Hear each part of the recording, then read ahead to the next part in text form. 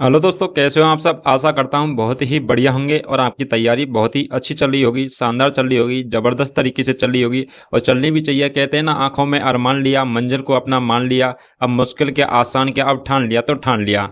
अब ठान लिया है कि अपने सपनों को पूरा करना है, अब ठान लिया है कि अपने घर के हालात को बदल कर मानेंगे, अब ठान लिया है कि अब नौकरी लेकर के मानेंगे। हेलो दोस्तों, मैं बच्चन पांडे आप सभी का हमारे channel Rajasthan study IQ GK में स्वागत करता हूँ। मेरे प्यारे बच्चों, हमारे चैनल पर राजस्थान जीके की कंप्लीट थ्योरी कवर करवाने का जो हमने मिशन लिया था, जिसके अंतर्गत हमने हिस्ट्री का टॉपिक एक तो सभ्यताएं हैं वो कंप्लीट करवा दिया गया है। इसके अलावा अपन भूगोल की बात करें तो भूगोल के अंतर्गत सामान्य परिचय राजस्थान का स्थिति एवं विस्तार, ठीक है, इन चीज़ों के बारे में, इन चैप्टरों के बारे में हम डिस्कस कर चुके थे, जो कि आपके एग्जामों की दृष्टि से बहुत ही महत्वपूर्ण था। लेकिन मेरे प्यारे बच्चों, अब हम जो डिस्कस करने वाले आज का जो हमारा चैप्टर है, नया चैप्टर है, इसको स्टार्ट करने वाले हैं। इसका चैप्टर का नाम हो जाएगा राजस्थान के भौतिक प्रदेश, जो कि आपकी एग्जाम की दृष्टि से मोस्ट इंपॉर्टेंट लगा लो इसको, क्योंकि इसमें से कम 2 क्वेश्चन पूछे जाते हैं राजस्थान के भौतिक प्रदेशों के बारे में, कि राजस्थान का जो भौतिक प्रदेश है, कि मरुस्थलीय प्रदेश है, अरावली वाला प्रदेश हो जाएगा, पूरी मैदान हो जाएगा, हाड़ौती हो जाएगा। तो इसका भौतिक रूप से स्वरूप क्या है राजस्थान का, यहाँ की जलवायु कैसी है, यहाँ की भूमि कैसी है, ये यहाँ पर किस क्षेत्र में कितनी वर्षा होती है नहीं होती है, किस आधार पर राजस्थान के क्षेत्रों का वर्गीकरण किया गया है, इन चीज़ों के बारे में डिस्कस करने वाले हैं इस चैप्टर के अंतर्गत। चलिए दोस्तों, इस चैप्टर को हम स्टार्ट करते हैं और यह बहुत ही शानदार तरीके से इस चैप्टर को पढ़ने वाले हैं और डिस्कस करने वाले हैं। और ज़्यादा से ज़्यादा वीडियो को शेयर कर दीजिए ताकि आप जैसे भाइयों की मदद हो जाए और हमें भी मोटिवेशन मिल सके। चलिए दोस्तों, आज की हम क्लास स्टार्ट करते हैं।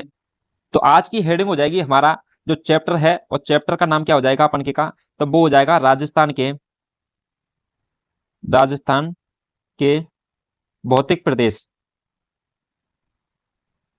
तो राजस्थान के भौतिक प्रदेश है, उनके बारे में हम डिटेल से चर्चा करने वाले हैं चैप्टर के अंतर्गत।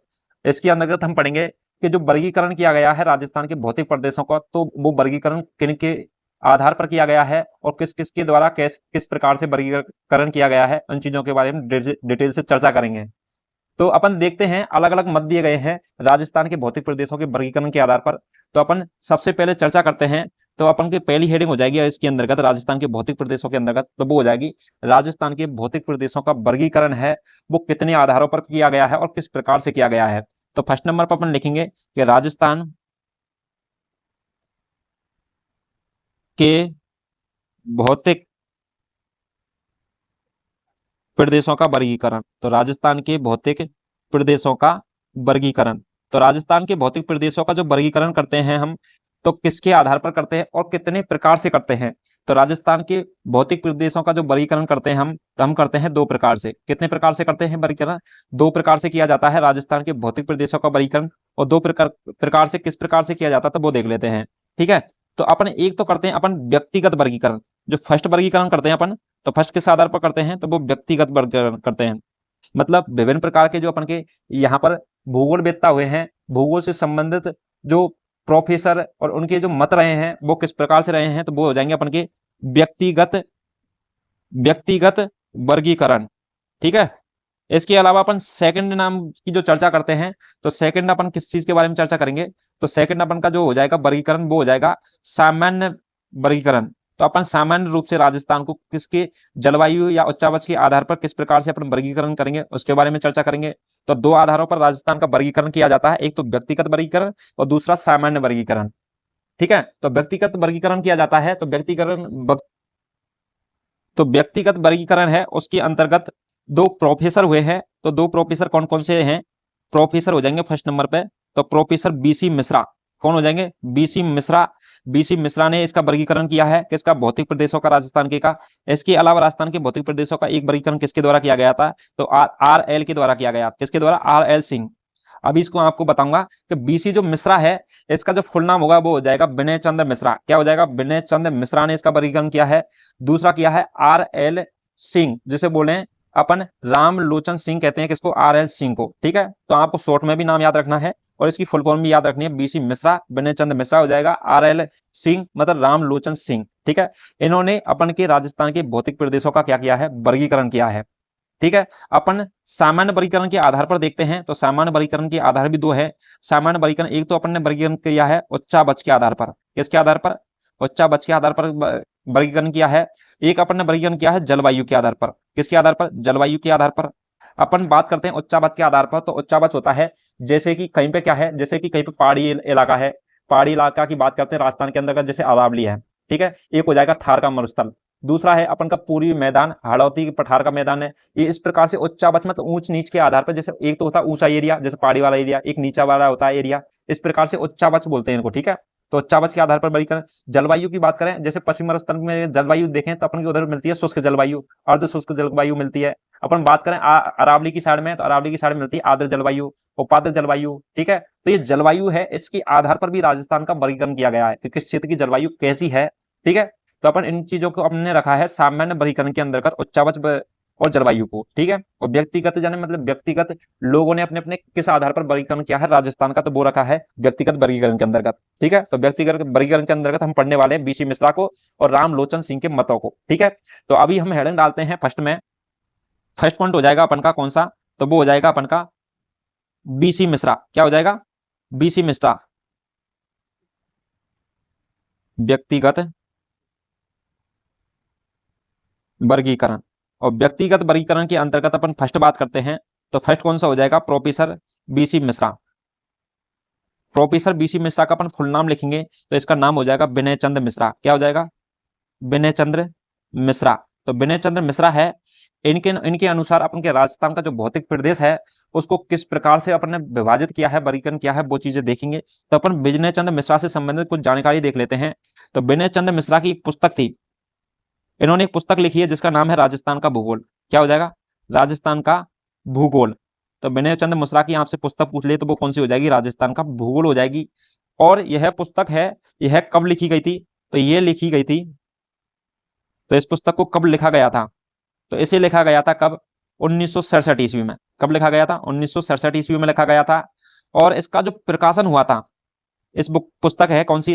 राजस्थान का भूगोल। जो इसके आप बात करें प्रकाशन की, तो इसका प्रकाशन हुआ था, वो हुआ था 1968 ईस्वी में। तो 1967 ईस्वी में तो क्या हुआ था? इसको लिखा गया था 1967 ईस्वी में। और इसके अपन प्रकाशन की बात करें तो इसका प्रकाशन कब हुआ था? तो प्रकाशन हुआ था 1968 ईस्वी में, ठीक है। अपन बात करें कि इसके जो प्रकाशन है वह किसके द्वारा किया गया था, तो इसका जो प्रकाशन किया गया था वो किया गया था एनबीटी के द्वारा। किसके द्वारा किया गया था? एनबीटी के द्वारा किया गया था। एनबीटी क्या है ये देख लेते हैं। तो एनबीटी हो जाएगा national book trust. National book trust यह क्या है कि ये गवर्नमेंट की जैसे ऑथराइज वो होती है ना, गवर्नमेंट के द्वारा ऑथराइज क्या पब्लिकेशन है नेशनल बुक ट्रस्ट, जो क्या करता है? बुकों का प्रकाशन करने का कार्य करता है। तो इसके द्वारा राजस्थान का भूगोल नाम की जो पुस्तक है नेशनल बुक ट्रस्ट के द्वारा क्या की गई थी? प्रकाशन किया गया था, ठीक है, 1968 ईस्वी में। और जो लिखी गई थी 1967 ईस्वी में, राजस्थान का भूगोल, ठीक है। तो प्रोफेसर विनय मिश्रा, ठीक है, बीसी मिश्रा, ठीक है। अब इसके बीसी मिश्रा से रिलेटेड अपन देखते हैं कि इसने जो राजस्थान के जो भौतिक प्रदेश हैं उनका जो विभाजन है वो किस प्रकार से किया है, ठीक है। तो नेक्स्ट अपन लिखेंगे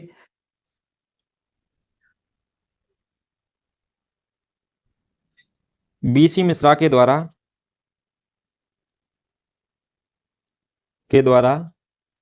राजस्थान को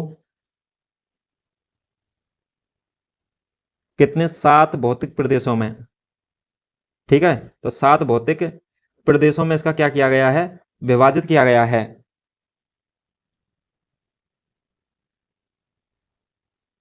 गया है। तो बीसी मिश्रा विनय चंद्र मिश्रा के द्वारा राजस्थान को कितने प्रदेशों में विभाजित किया गया है? तो वो किया गया है कितने? 7 भौतिक प्रदेशों में, ठीक है। तो अपन बात करते हैं वो 7 भौतिक प्रदेश थे, तो वो किस प्रकार से रहने वाले हैं 7 भौतिक प्रदेश, तो अपन एक एक के बारे में चर्चा करने वाले हैं। तो फर्स्ट नंबर पर जो भौतिक प्रदेश का नाम रखा गया था इनके द्वारा, तो वो रखा गया था पश्चिमी, क्या रखा गया था? पश्चिमी शुष्क मरुस्थल। कौन सा मरुस्थल हो जाएगा? पश्चिमी शुष्क मरुस्थल। तो पश्चिमी शुष्क मरुस्थल है, इसमें एक तो वर्गीकरण किया गया है इसका। दूसरा नेक्स्ट हो जाएगा अपन का अर्ध शुष्क मरुस्थल। कौन सा हो जाएगा? अर्ध शुष्क मरुस्थल, ठीक है। तो अर्ध शुष्क मरुस्थल है, इसके रूप में भी वर्गीकरण किया गया है किसका? राजस्थान के भौतिक प्रदेशों के रूप में, ठीक है। तो 2 हो गए थे, पश्चिमी शुष्क मरुस्थल और अर्ध शुष्क मरुस्थल। इसके अलावा अपन बात करते हैं, ये है रेगिस्तान वाला जो भाग है मरुस्थल है, थार का मरुस्थल, उसको 2 पार्टों में बांटा गया था, पश्चिमी मरुस्थल, पश्चिमी शुष्क मरुस्थल और अर्ध शुष्क मरुस्थल। नेक्स्ट बात करते हैं अपन गंगानगर हनुमानगढ़ का जो क्षेत्र है इसे बोलते हैं नहरी प्रदेश। गंगानगर हनुमानगढ़ की साइड में क्या है, नहरों से सिंचाई होती है कृषि वाले क्षेत्र की, तो इसे बोलते हैं नहरी प्रदेश। क्या बोलते हैं, नहरी प्रदेश बोलते हैं। अपन नेक्स्ट बात करें तो राजस्थान की एक पाई जाती है अरावली। अपन पहाड़ी वाले इलाके की बात करें तो अपन के राजस्थान में पहाड़ी कौन सी पाई जाती है, तो अरावली पर्वतमाला। तो अरावली पर्वतमाला के रूप में वर्गीकरण किया गया है। नेक्स्ट बात करें अपन तो वो देखेंगे पूर्वी कृषि, क्या हो जाएगा, पूर्वी कृषि एवं औद्योगिक प्रदेश। तो पूर्वी कृषि एवं औद्योगिक प्रदेशों के रूप में भी क्या किया गया है, राजस्थान का वर्गीकरण किया गया है। अपन नेक्स्ट चर्चा करते हैं तो नेक्स्ट देखते हैं अपन बीहड़ क्षेत्र। क्या होता है, बीहड़ प्रदेश हो जाएगा। तो बीहड़ प्रदेश उसको बोलते हैं जो अनुपजाऊ भूमि होती है, कंक्रीटी वाली जो भूमि होती है जिसमें क्या फसल नहीं होती है, उसको बोलते हैं बीहड़ प्रदेश। जो कि आप बीहड़ प्रदेश के बारे में चर्चा करोगे तो आपने देखा होगा बारा, झालावाड़, इधर वाला जो क्षेत्र है ये वो आएगा बीहड़ प्रदेश। नेक्स्ट बात करते हैं तो दक्षिणी पूर्वी कृषि प्रदेश। तो दक्षिणी पूर्वी कृषि प्रदेश हो जाएगा नेक्स्ट। और दक्षिणी पूर्वी कृषि प्रदेश के अंतर्गत कौन सा क्षेत्र आएगा, तो ये आएगा डूंगरपुर बांसवाड़ा वाला क्षेत्र आ जाएगा दक्षिणी पूर्वी कृषि प्रदेश के अंतर्गत। ठीक है, इसके अलावा उदयपुर और प्रतापगढ़ वाला भी क्षेत्र इसके अंतर्गत आता है। तो इस प्रकार से वर्गीकरण किया गया है। पश्चिमी शुष्क मरुस्थल है, इसके अंतर्गत जिले आते हैं जैसे बीकानेर हो जाएगा, जैसलमेर हो जाएगा, बाड़मेर हो जाएगा। ये जिले किसके अंतर्गत आएंगे, तो पश्चिमी शुष्क मरुस्थल के अंतर्गत आएंगे। अर्ध शुष्क मरुस्थल की बात करें तो अर्ध शुष्क मरुस्थल के अंतर्गत पाली, जोधपुर, सिरोही, माउंट आबू वाला क्षेत्र है ये आ जाएंगे अर्ध शुष्क मरुस्थल की वाले क्षेत्र में। नहरी प्रदेश गंगानगर हनुमानगढ़ वाला क्षेत्र आ जाएगा। अरावली की बात करें तो अरावली है राजस्थान के बिल्कुल, जैसे अपन राजस्थान के मैप के अंतर्गत देखें तो अरावली लगभग लगभग इस प्रकार से इस जगह से होकर निकलती है। ठीक है, तो यह क्षेत्र में जो जितने जिले पड़ते हैं ये क्या है, अरावली वाला भाग हो जाएगा। अपन बात करें इस वाले क्षेत्र की तो ये हो जाएगा कौन सा, एक सेकंड इसको डिटेल से बता देता हूं आपको। ठीक है, ये किस प्रकार से रहने वाले हैं, पहले एक बार इनको ढंग से देख ली। नहरी प्रदेश हो जाएगा एक अरावली पर्वतमाला, पूर्वी कृषि एवं औद्योगिक प्रदेश बीहड़ प्रदेश और दक्षिणी पूर्वी कृषि प्रदेश। अब अपन बात करते हैं इसके अंतर्गत कौन कौन सा क्षेत्र आता है। तो ये अपन का राजस्थान का जो मैप है, क्या है हमारा जो लोगो है ये क्या है, राजस्थान का मैप है। इसको हाईलाइट कर देते हैं आपके लिए ताकि आपको समझने में क्या रहेगी, आसानी रहेगी। ठीक है, चलिए दोस्तों, तो इस प्रकार से अपन देखें डूंगरपुर बांसवाड़ा प्रतापगढ़ चित्तौड़गढ़ वाला एरिया आ गया। इधर देखें तो झालावाड़ वाला एरिया है, झालावाड़ कोटा बूंदीवाड़ा इधर की साइड में, सवाई माधोपुर करौली धौलपुर भरतपुर इधर की साइड में जाएंगे, नीम का थाना सीकर खैरतल तेजारा। ठीक है, तो यहाँ से होते हैं ये इस प्रकार से राजस्थान का ये मैप है। राजस्थान के मैप के अंतर्गत बात करते हैं अपन तो अपन देखेंगे कि जो राजस्थान के अंतर्गत क्या है, ये वाला एरिया है, कौन सा वाला, ये वाला जो एरिया है, इस वाले एरिया को अपन कौन सा प्रदेश कहेंगे, तो वो कहेंगे पश्चिमी शुष्क मरुस्थल। कौन सा कहेंगे, पश्चिमी शुष्क मरुस्थल। तो पश्चिमी शुष्क मरुस्थल कौन से वाले एरिया को कहेंगे, तो इस वाले एरिया को क्या कहेंगे, पश्चिमी शुष्क मरुस्थल कहेंगे। ठीक है, अपन नेक्स्ट एरिया की बात करते हैं तो नेक्स्ट एरिया हो जाएगा ये वाला एरिया।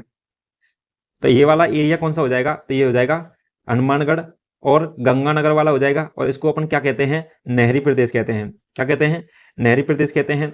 इसके अलावा नेक्स्ट चर्चा करते हैं तो नेक्स्ट देखते हैं अपन कौन सा प्रदेश, अर्ध शुष्क मरुस्थल वाला। तो ये वाला क्षेत्र है, तो ये हो जाएगा कौन सा क्षेत्र, तो ये हो जाएगा अर्ध शुष्क मरुस्थल।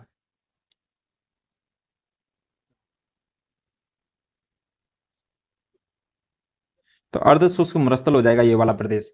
नेक्स्ट बात करते हैं अपन तो नेक्स्ट देखेंगे अपन तो वो कौन सा हो जाएगा, ये वाला जो एरिया है। ठीक है, तो ये वाला एरिया है, ये वाला एरिया हो जाएगा टोटल किसका हो जाएगा, तो ये हो जाएगा अरावली वाला क्षेत्र।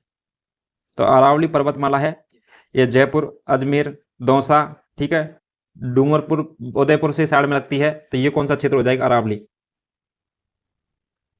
अरावली पर्वतमाला। तो ये वाला क्षेत्र हो जाएगा अरावली पर्वतमाला क्षेत्र। ठीक है, आपको नीले गहरे रंग से कर दिया गया है इसको अलग से दिखने के लिए। ये क्या है, अरावली वाला क्षेत्र। अपन नेक्स्ट बात करें तो नेक्स्ट हो जाएगा अपन का कौन सा, पूर्वी कृषि एवं औद्योगिक प्रदेश। और पूर्वी कृषि एवं औद्योगिक प्रदेश की बात करें तो ये इस प्रकार से रहने वाला है, ये हो जाएगा इस प्रकार से, ये वाला एरिया है पूरा।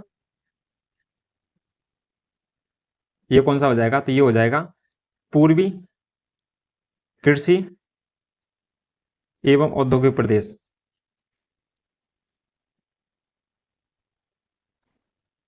पूर्वी कृषि एवं औद्योगिक प्रदेश वाला एरिया हो जाएगा ये वाला, ठीक है। ठीक है, इसके अंतर्गत आ जाएगा भरतपुर, करौली, धौलपुर, सवाई माधोपुर का एरिया भी इसके अंतर्गत आता है। ये हो जाएगा पूर्वी कृषि एवं औद्योगिक प्रदेश। अपन नेक्स्ट चर्चा करते हैं, तो नेक्स्ट चर्चा करते हैं बीहड़ प्रदेश के बारे में। किसके बारे में बात करते हैं? बीहड़ प्रदेश के बारे में बात करते हैं। तो ये वाला एरिया है कोटा, बूंदी, बारा, झालावाड़ वाला एरिया। तो ये कौन सा हो जाएगा? तो ये हो जाएगा बीहड़ प्रदेश। कौन सा हो जाएगा? बीहड़ प्रदेश हो जाएगा। अपन नेक्स्ट चर्चा करते हैं तो वो देखेंगे दक्षिणी पूर्वी कृषि प्रदेश। कौन सा हो जाएगा? दक्षिणी पूर्वी कृषि प्रदेश है वह कौन सा वाला एरिया हो जाएगा? तो अपन बात करते हैं किसके बारे में, तो ये देख लेते हैं। ये वाला जो एरिया है, ये वाला जो एरिया है इधर वाला, बूंदी, झालावाड़, झालावाड़ वाला, चित्तौड़गढ़ वाला। इसके अलावा बात करें डूंगरपुर, बांसवाड़ा जो एरिया है, प्रतापगढ़ वाला एरिया, तो ये वाला एरिया पूरा क्या हो जाएगा? तो ये हो जाएगा अपन का दक्षिणी पूर्वी कृषि प्रदेश। तो दक्षिणी पूर्वी कृषि प्रदेश हो जाएगा, जिसके अंतर्गत जिले कौन कौन से रहने वाले हैं? चित्तौड़गढ़ रहने वाला है, प्रतापगढ़ रहने वाला है, डूंगरपुर की बात करें, बांसवाड़ा की बात करें, ये जिले इसके अंतर्गत आने वाले हैं। ठीक है। तो पश्चिमी शुष्क मरुस्थल के अंतर्गत जैसलमेर, अपन बीकानेर, थोड़ा बहुत एरिया बाड़मेर का आ जाएगा, जोधपुर का आ जाएगा थोड़ा भाग, पश्चिमी भाग। ठीक है। नहरी प्रदेश के अंतर्गत डूंगरपुर, श्री गंगानगर आ जाएंगे। ये 33 जिलों के अनुसार बता रहे हैं। ठीक है। और अर्धशुष्क मरुस्थल के अंतर्गत ये कौन सा एरिया आ जाएगा? तो पाली, सीकर, झुंझुनू वाला, ये माउंट वाला, ये सिरोही वाला, ये जो एरिया है ये है आ जाएगा जालौर, नागौर, इनके बारे में। ठीक है। अरावली में आ जाएंगे तो अरावली वाला क्षेत्र है पूरा, जयपुर आ जाएगा, अजमेर आ जाएगा अरावली के अंतर्गत, चित्तौड़गढ़ वाला एरिया आ जाएगा, उदयपुर तक अरावली आ जाएगी। ठीक है। इसके अलावा बात करें दौसा वाला एरिया है, ये भी अरावली के अंतर्गत आ जाएगा। कुछ अरावलियाँ अलवर और भरतपुर की साइड में भी पाई जाती हैं। नेक्स्ट बात करें पूर्वी कृषि प्रदेश है, ये हो जाएगा स्पेशल करौली, धौलपुर, भरतपुर, सवाई माधोपुर। ठीक है। कुछ एरिया दौसा का रहने वाला है। बीहड़ प्रदेश है, तो बीहड़ प्रदेश के अंतर्गत अपन बात करें तो इसके अंतर्गत आए कोटा, बूंदी और बारा, ये जिले आएंगे। नेक्स्ट बात करें झालावाड़ भी बीहड़ प्रदेश में आता है, थोड़ा बहुत हिस्सा, और थोड़ा बहुत हिस्सा आता है दक्षिणी पूर्वी प्रदेश के अंतर्गत झालावाड़, चित्तौड़गढ़, प्रतापगढ़, डूंगरपुर और बांसवाड़ा। ठीक है। ये जिले इनके अंतर्गत रहने वाले हैं। यहां तक आपको समझ में आ गया होगा। अपन नेक्स्ट चर्चा करते हैं। तो अभी तक हमने जो पढ़ा था व्यक्तिगत वर्गीकरण के आधार पर, तो ये फर्स्ट पॉइंट पढ़ा हमने प्रोफेसर बीसी मिश्रा के द्वारा, तो विनय चंद्र मिश्रा के द्वारा ये बातें थी, आपको याद रखने योग्य। ठीक है। यदि क्वेश्चन बनता है तो इन चीज़ों के अंतर्गत से क्वेश्चन बनेगा, जो कि आपको ये चीज़ें याद रखनी, कौन से वाला क्षेत्र था, कितने भौतिक प्रदेशों में वर्गीकरण किया गया था, सातों में कौन कौन से क्षेत्र थे। ठीक है। यहाँ तक आपको समझ में आया। अपन नेक्स्ट चर्चा करते हैं, तो नेक्स्ट चर्चा करते हैं किसके आधार पर, तो वो करेंगे प्रोफेसर RL सिंह। तो व्यक्तिगत वर्गीकरण के आधार पर दूसरे भी प्रोफेसर हुए हैं, ये हो जाएगा दूसरा प्रोफेसर। तो कौन सा हो जाएगा? Professor RL Singh, Ramlochan Singh. इसका नाम क्या हो जाएगा? तो वो हो जाएगा रामलोचन सिंह। तो रामलोचन सिंह ने भी राजस्थान के भौतिक प्रदेशों का क्या किया गया है? वर्गीकरण किया है। तो इन्होंने किस आधार पर कैसे वर्गीकरण किया है उसके बारे में देखते हैं। पहली बात तो प्रोफेसर RL सिंह है, उसका नाम पूरा हो जाएगा रामलोचन सिंह। दूसरी बात करें कि ये वर्ष 1900 में कब किया गया था? 1971 में राजस्थान को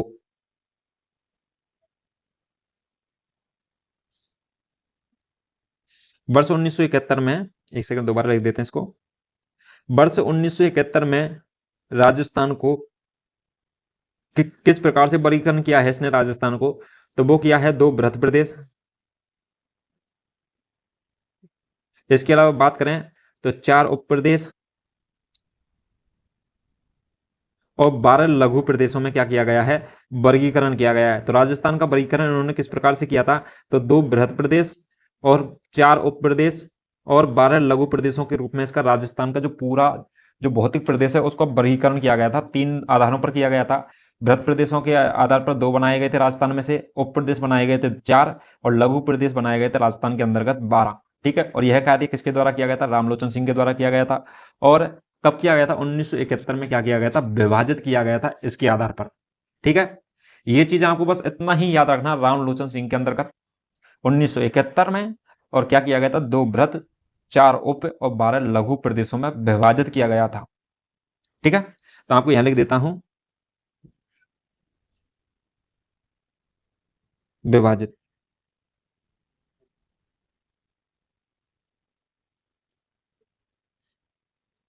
में विभाजित किया गया। ठीक है। यहां तक आपको यहां तक समझ में आया होगा। इसके अलावा आप नेक्स्ट जो चर्चा करने वाले हैं वो सामान्य वर्गीकरण के रूप में बात करेंगे, उच्चावच और जलवायु के आधार पर।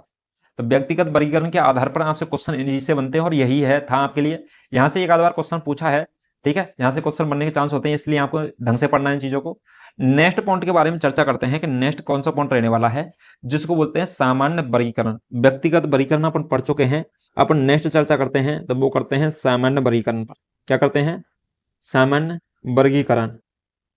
तो सामान्य वर्गीकरण है, यह किस प्रकार से किया गया था? राजस्थान का सामान्य रूप से वर्गीकरण। तो राजस्थान को सामान्य दृष्टि से उच्चावच और जलवायु के आधार पर विभाजित करते हैं। किसके आधार पर? उच्चावच और जलवायु। उच्चावच का मतलब होता है, एक तो होता है जैसे पहाड़ी वाला एरिया होता है, ऊंचाई एरिया होता है। एक होता है कृषि वाला क्षेत्र होता है जो थोड़ा नीचा एरिया होता है। मैदान होता है, मरुस्थल का पठार। इनकी क्या हाइट में अंतर है, उच्चावच ऊंच नीच के आधार पर। ठीक है। एक होता है जलवायु। जलवायु जैसे होती है शुष्क होती है, अर्ध शुष्क होती है, उपाद्र होती है, आर्द्र होती है। ठीक है। तो इस प्रकार से इनकी जलवायु के आधार पर और उच्चावचों के आधार पर सामान्य रूप से क्या किया गया है? वर्गीकरण किया गया है राजस्थान के भौतिक प्रदेशों का। ठीक है। तब वो वर्गीकरण देख लेते हैं वो किस प्रकार से किया गया है। राजस्थान को सामान्य दृष्टि से, नॉर्मल रूप में मतलब सामान्य दृष्टि से उच्चावच और जलवायु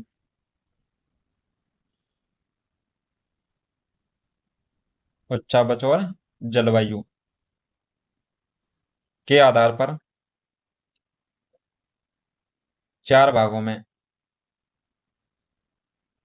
विभाजित किया गया है।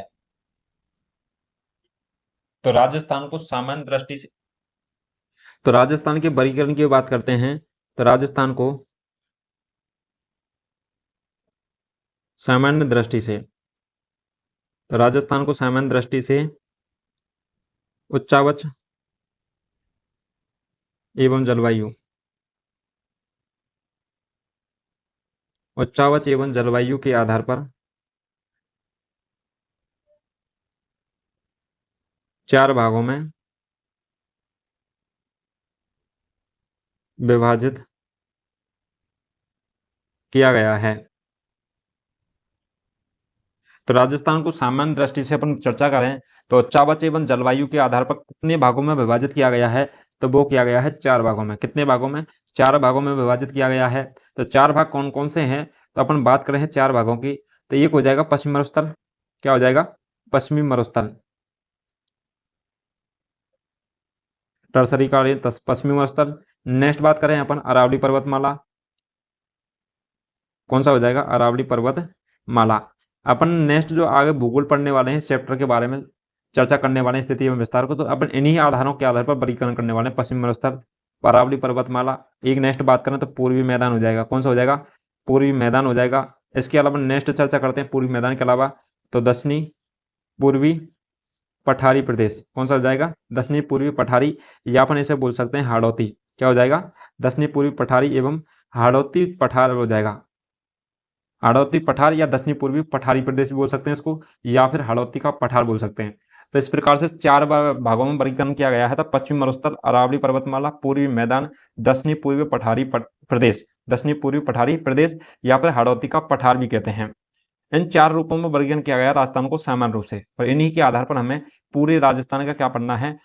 भौतिक प्रदेशों को पढ़ना है। ठीक है। अपन बात करें कि चारों किस प्रकार से रहने वाले हैं, तो इन चारों की चर्चा करते हैं अपन। तो ये हो जाएगा किस प्रकार से?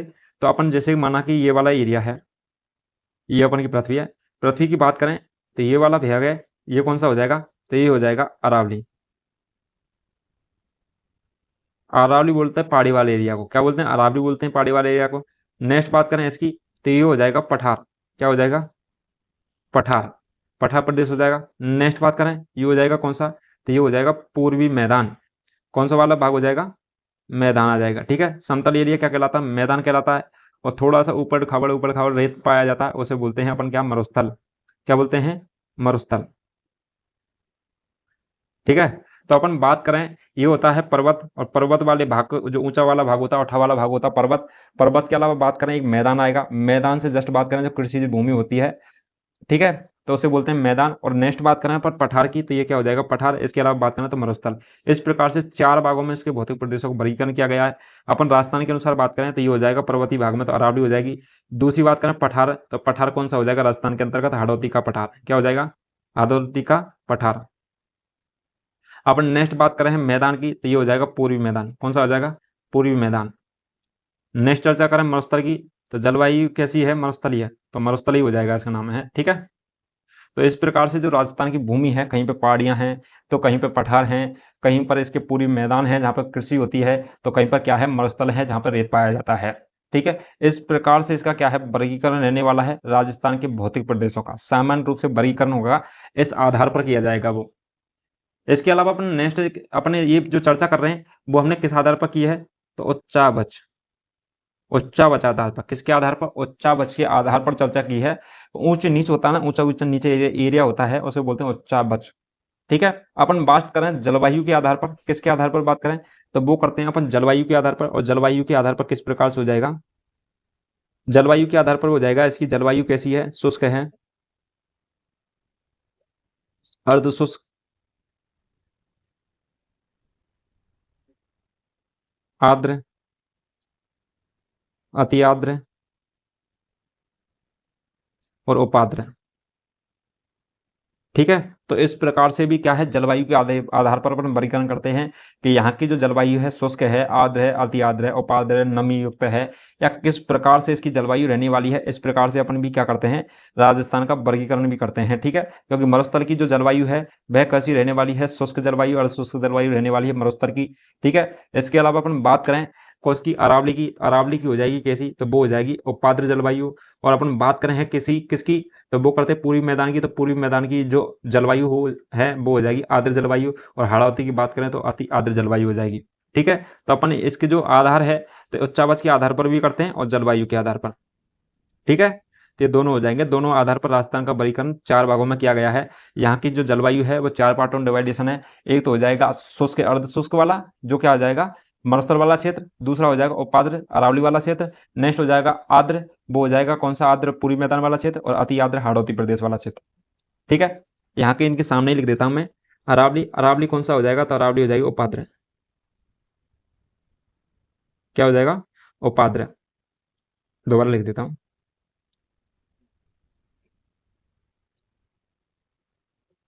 उपाद्र। पठारी वाले भाग की बात करें, हाड़ौती का पठार है, ये हो जाएगा अति आर्द्र। उपाद्र, अति आर्द्र। अपन बात करें पूर्वी मैदान की, तो पूर्वी मैदान का हो जाएगा आर्द्र। और मरुस्थल की हो जाएगी शुष्क और अर्ध शुष्क।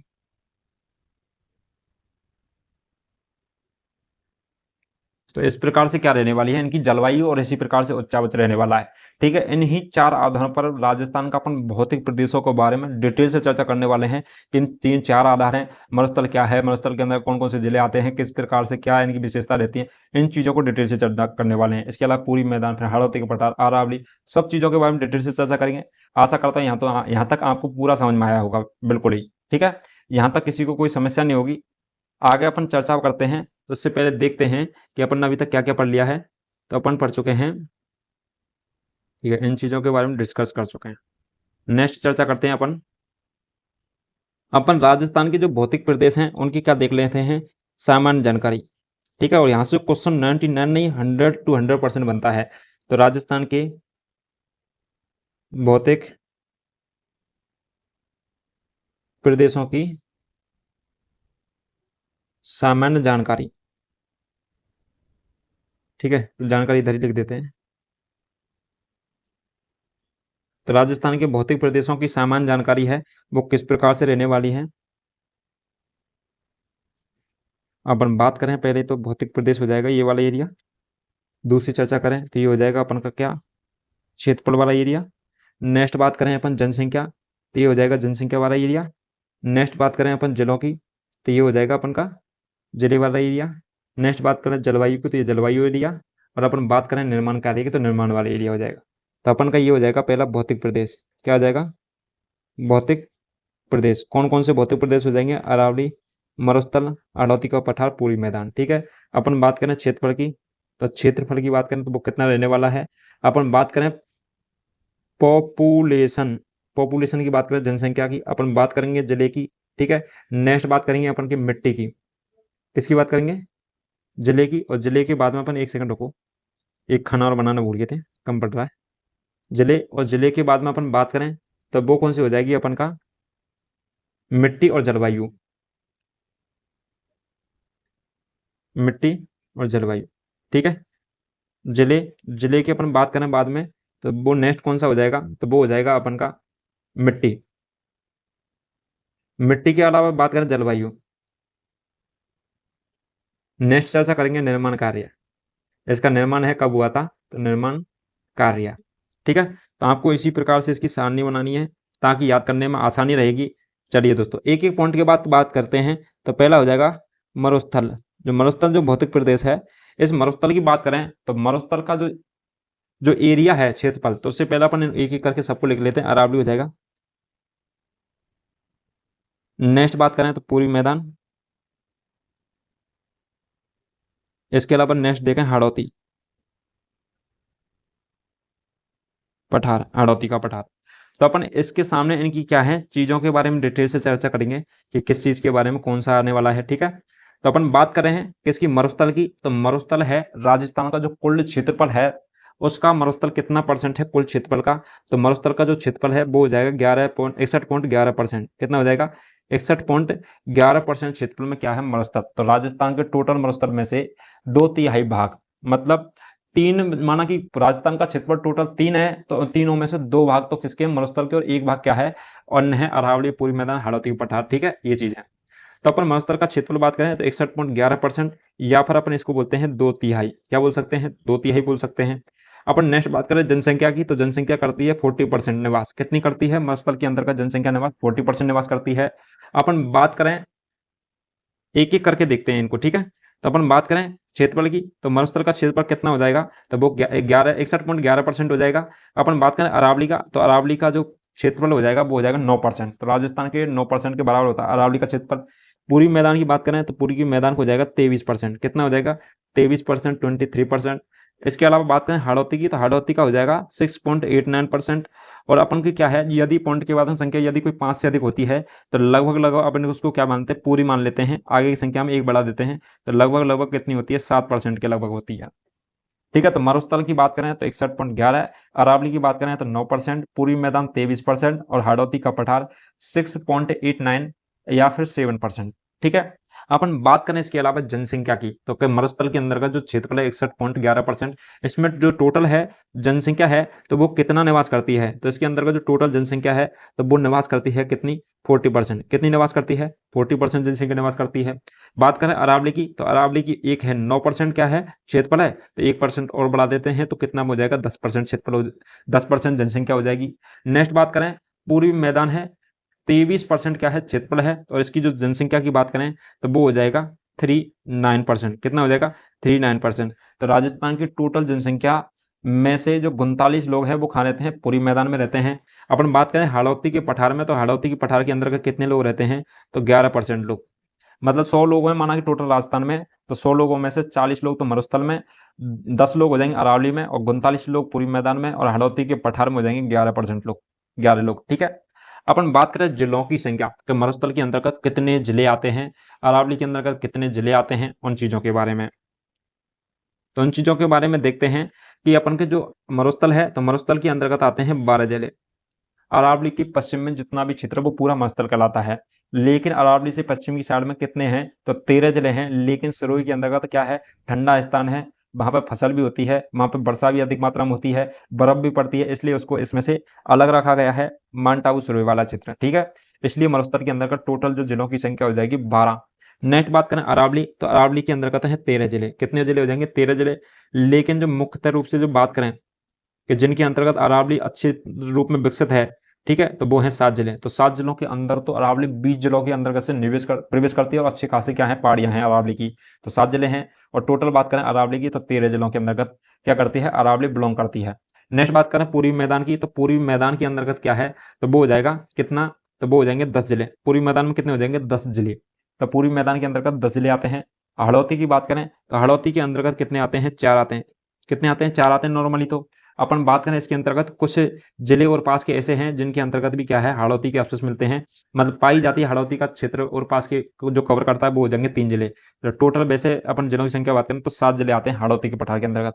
किसके अंतर्गत आते हैं, हाड़ौती के पठार के अंतर्गत टोटल आते हैं 7 जिले। ठीक है, तो जिले हो गए 12, 13 मुक्त बात करें तो 7 अरावली की, पूर्वी मैदान की 10, और हाड़ौती की बात करें तो 4 और 3 7, तो टोटल 7 जिले हैं।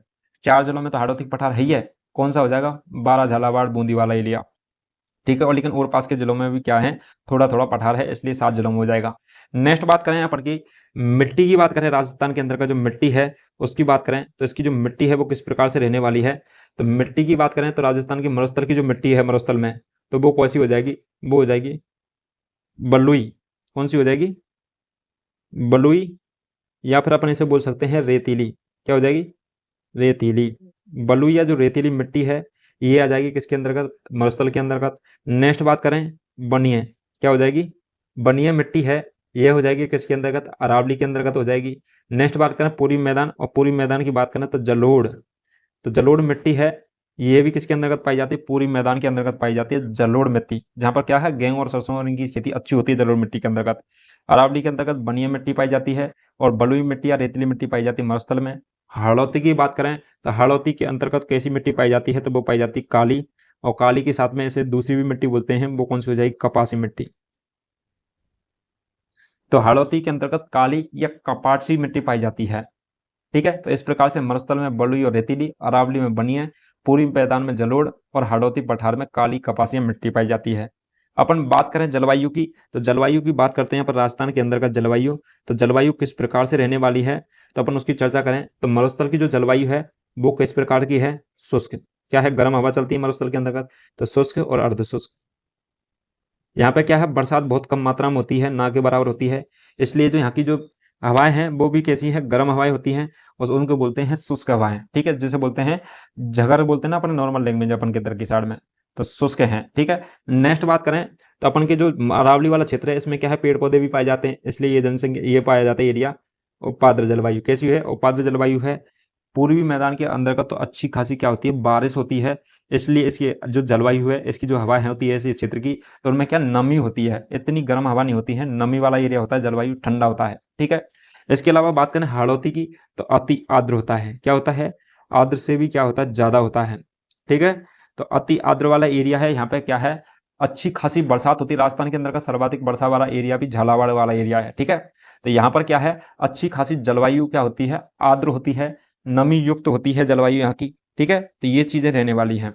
तो अपन जलवायु की बात करें शुष्क अर्धशुष्क हो जाएगी मरुस्थल में, अरावली की बात करें तो उपाद्र हो जाएगी, पूर्वी मैदान की बात करें तो आर्द्र हो जाएगी, और हाड़ौती का पठार हो जाएगा तो वो अति आर्द्र हो जाएगी। इन चीज़ों को आपको इसी प्रकार से याद रखना, बाकी की चीज़ें डिटेल में हम आगे पढ़ने वाले हैं कि मरुस्थल क्या है, अरावली क्या है, पूरी मैदान कौन सा हो जाएगा, हाड़ौती मैदान, इन चीज़ों के बारे में डिटेल से चर्चा करेंगे। लेकिन अपन क्या है, इन चीज़ों में से जो मैं बता रहा हूँ इस सारणी के अंतर्गत, इनमें से क्वेश्चन 99% की नहीं 100% पूछा ही जाता है। एक क्वेश्चन तो हर एग्जाम में देखने को मिलेगा, ठीक है। अपन बात करें इसके निर्माण काल की, जो मरुस्थल है इसका निर्माण काल कब हुआ था, तो निर्माण काल है इसका मरुस्थल का, तो वो हो जाएगा कौन सा, टर्सरिक। टर्सरिक जो काल है यह निर्माण काल है किसका, तो वो हो जाएगा मरुस्थल का। अपन बात करें अरावली की, तो अरावली का जो काल है वो हो जाएगा प्री कैम्ब्रिज, कैम्ब्रियन। तो प्री कैम्ब्रियन काल किसका हो जाएगा, तो वो हो जाएगा अरावली का। नेक्स्ट चर्चा करें अपन तो वो करते हैं प्लोस्टोसीन काल, क्या हो जाएगा, वो हो जाएगा पूरी मैदान, और पूरी मैदान का कौन सा होता है, प्लोस्टोसीन, ठीक है। तो पूरी मैदान का काल की बात करें तो प्लोस्टोसीन काल हो जाएगा, ठीक है। अपन नेक्स्ट चर्चा करते हैं किसके बारे में, तो वो करने वाले हैं किसके बारे में, तो वो हो जाएगी अपन के हाड़ौती के पठार के बारे में। और हाड़ौती के पठार का जो काल की बात करें तो क्रिटेशियम, सीएम, क्रिटेशियम काल हो जाएगा किसका, अपन के हाड़ौती के पठार का। तो हाड़ौती के पठार का निर्माण काल क्रिटेशियम, पूरी मैदान का निर्माण काल प्लोस्टोसीन काल। अपन बात करें अरावली की तो प्री कैम्ब्रियन, कैम्ब्रिय। मरुस्थल की बात करें टर्सरी। आपको वर्डों को याद रखना, क्योंकि अपन की जैसे आपको कोई चीजें समझ में नहीं आ रही मेरा लिखा हुआ राइटिंग की वजह से, तो आपको क्या सुनना है गौर से कि मैं बोल क्या रहा हूँ, ठीक है। लिखने में तो गलती हो जाती है लेकिन बोलने में गलती नहीं होती, ठीक है। तो आपको गौर से एक एक चीज को सुनना है। तो ये सारणी है, आपको कम से कम 2 नंबर आपके लिए इन सारणी के अंतर्गत हर एग्जाम में 2 क्वेश्चन पूछे जाएंगे, और इसमें से बनते ही बनते हैं ये क्वेश्चन, ठीक है। जब भौतिक प्रदेशों की बात आती है तो इसी प्रकार से क्वेश्चन बनने के 99 नहीं 100% चांस होते हैं, ठीक है। तो आपको एक ही चीज को याद रखना है। अपन नेक्स्ट थोड़ा सा इसका रिवीजन करवा देता हूँ। मरुस्थल की बात करें तो क्षेत्रफल हो जाएगा 61.11%, पॉपुलेशन 40%, जिले हो जाएंगे 12, मिट्टी हो जाएगी बलुई या रेतीली, और जलवायु हो जाएगी शुष्क और अर्धशुष्क, और निर्माण हो जाएगा टर्सरी काल, ठीक है। अपन बात करें अरावली, अरावली की जो क्षेत्रफल है वो हो जाएगा 9%, और अपन बात करें पॉपुलेशन की तो 10%, और इसके अलावा अपन बात करें इसके किसकी जिले की, तो वो हो जाएगा 13 जिले, मुक्त 7 जिले हैं, मुख्य रूप से 7 जिलों के अंतर्गत तो अधिकांश मात्रा में पाई जाती है अरावली, लेकिन और पास के जिले में पाई जाती है तो टोटल 13 जिले। वर्णीय मिट्टी होती है और जलवायु होती है उपाद्र और प्री कैम्ब्रिय क्या होती है, काल होता है, जिसमें इसका निर्माण हुआ था। पूरी मैदान की बात करें तो 23% क्षेत्रफल, 39% जनसंख्या और 10% जिले, 10 जिले हो जाएंगे टोटल। कितने? 10 जिले। और जलोढ़ क्या पाई जाती है? मिट्टी। और आर्द्र क्या पाई जाती है? जलवायु, जहाँ पर क्या फसल अच्छी खासी होती है। और प्लेस्टोसीन काल का माना जाता है। किसका माना जाता है? प्लेस्टोसीन काल का माना जाता है। नेक्स्ट बात करें हाड़ौती का पठार, और हाड़ौती का पठार है वो 6.89% या फिर 7% के बराबर क्या है क्षेत्रफल। जनसंख्या है इसके अंतर्गत तो 11%। और अपन जिलों की बात करें तो 4 तो पूरे आते हैं और कुछ एरिया इन 3 जिलों के अंतर्गत भी आता है। किसका? हाड़ौती पठार का। तो 7 जिले आते हैं हाड़ौती पठार के अंतर्गत। इसकी मिट्टी की बात करें तो काली और कपासी मिट्टी पाई जाती है। और जलवायु की बात करें तो अति आर्द्र जलवायु पाई जाती है, सर्वाधिक वर्षा झालावाड़ वाले एरिया में होती है। और क्रिटेशियम काल का होता है। क्या होता है? काल कौन सा हो जाएगा? तो क्रिटेशियम काल हो जाएगा। ठीक है, तो आपको ये सारी चीजें क्या है डिटेल से समझ में आ गई होंगी। चलिए दोस्तों, तो आज के लिए इतना ही। अपन क्या है नेक्स्ट क्लास में अपन एक एक चीज को डिटेल से चर्चा करने वाले हैं कि किस प्रकार से। मैं राजस्थान के मैप में आपको दिखाऊंगा कि मरुस्थल वाला एरिया कौन कौन से जिले आते हैं, कौन सा एरिया राजस्थान के मैप के अंतर्गत। ठीक है, इसके अलावा अरावली की भी बताई जाएगी, पूरी मैदान, हाड़ौती का पठार, कौन कौन से जिले आते हैं इनके अंतर्गत, क्या क्या चीजें डिटेल से रहने वाली हैं। ठीक है, उन चीजों के बारे में नेक्स्ट क्लास में चर्चा करेंगे। चलिए दोस्तों, आज के लिए इतना ही। नेक्स्ट क्लास में मिलते हैं नेक्स्ट टॉप के साथ में। क्या इसके साथ में? नेक्स्ट टॉप क्लास के साथ में मिलते हैं। तब तक के लिए थैंक यू सो मच। और जिन बच्चों ने पुराने वीडियो नहीं देखे तो जरूर देखिए। चलिए दोस्तों, थैंक यू सो मच।